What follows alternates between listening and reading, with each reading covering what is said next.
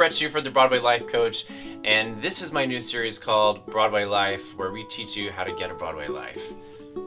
Cool. Cute, right? Yeah. I'm here with my friend Erin Mackey. Erin Mackey is starring right now in Transit at Circle in the Square Theater on Broadway. Tell the people who you play in Transit.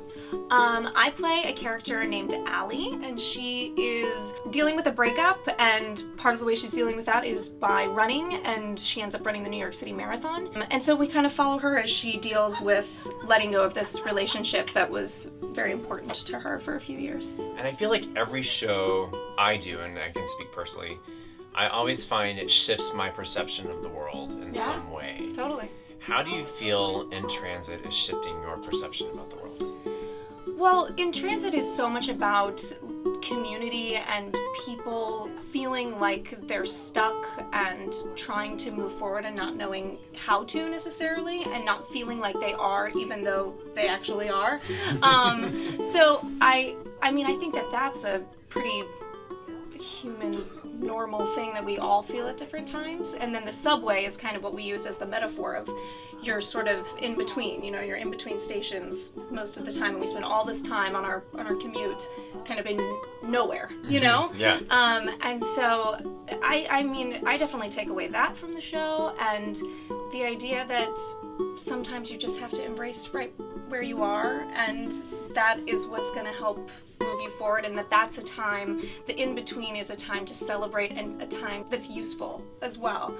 And so I think that's a big thing I take away from it, is like, we always want the goal. In our society is so results oriented, like once I get here I'll be happy, once I get this I'll be happy, and our show celebrates the message that where you are right now, you can choose to be happy, and you can choose joy and love and all of the things that are good, Totally. And so I like that about our show, and that it celebrates that in-between time. Yeah, I think so many people are so clued in on the destination, they're forgetting about the journey. Yep. But what's cool about it is you're talking about community, and I really think that the way that the show is structured, it is really about the community of the ensemble. Yeah, it's just the perfect musical backdrop for this story, because it is. It's about people that feel like they're alone, or feel like they're on their own dealing with this problem, but especially New York City, we're all together all the time, and we're on top of each other, we're running into each other, and to realize that there's this community all around us all the time, and acapella is the ultimate form of having to rely on one another and have a support system. And it's something that I love as an actor, because I didn't really get into this business because I like being in the front and being in the spotlight. That sometimes is my worst nightmare. So I love that with this a cappella musical, I'm never alone. And I'm never alone anyways. You have an orchestra with you, and you have flights, and you've got your crew, and you're never fully alone on stage, which is part of why I love the theater. But with a cappella, it's more visceral. What is it about you and your character that you feel connected you to this role? My character and what she goes through is not something that I went, oh my gosh, that exact thing happened in my life. But this idea of this woman who has moved to a big city, she feels very alone. I feel like that's something I always find in my characters, which sounds so depressing, but this sense of loneliness. And that's something that I just feel like we all can tap into. We've all had those moments that we felt like we were all alone, And so I think that connected me to her. I think that just tapping into that was one of my first kind of ins with the character. When I moved to New York, I didn't love New York. My husband and I moved here, and we were I think it was 2 years in, and we'd look at each other and be like, you want to stay here? And we'd be like, okay, I guess so. Wow. And then I don't remember what trip it was, but we went away somewhere, and we came back to New York, and it was the first time that we got in the cab, and we went, we know what this is. This feels like our comfort zone now. What changed? I think it was time, and I think it was developing friends, and especially in New York, again, we're all living on top of one another, and finding communities within our neighborhoods even, and then obviously the theater community is such a big community. It takes time, and that's something that my character Allie is also dealing with, is she's a few years into her time in New York, and I think she kind of makes that turning point of being like, oh, this city is my city, you know, and like taking ownership of where she is. A lot of people, I think, come to New York and think the community is going to find me, but you have to make this decision because there's just so much to choose from. Mm-hmm. Do you now ride the subway differently?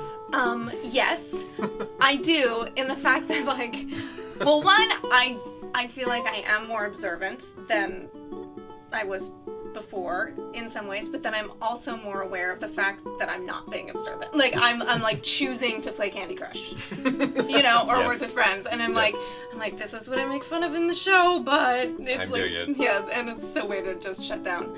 It kind of just makes you like realize that the way that we get around in our commute is like really unique. The way that it just breaks down all barriers, and you see every kind of person on the train, and that's something I love about public transit, and especially the subway. So it is very funny though. Like, I go from riding the subway to walking up the stairs, walking to the theater, walking down the stairs, and pretty much being in the subway again.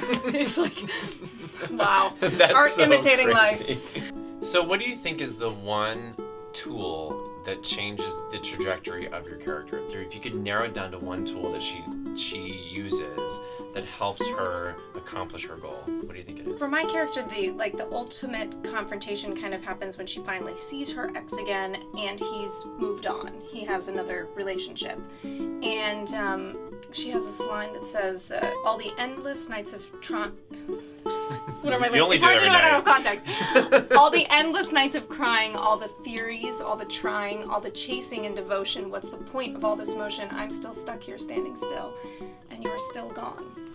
It's time to move on." Then another lyric is, "There's nothing I could do or say or prove that, like, who she is enough, and it just wasn't right with him." Like, that she comes to this... She gets to that realization. Yeah, she comes to the realization that, like, it's not her. Like, she is okay as she is, and who she is enough, you know? With her running, not only is she trying to just clear her mind, but she's like trying to look really fit. She wants to run into him so he'll see how good she looks and how productive she is, and, you know, she wants to show him these things, and it circles around him, and she kind of comes to this realization that, like, oh my gosh, like, running and like all of these things that I'm doing are me. Severing that tie with wrapping her identity up in this relationship is like the biggest moment for her.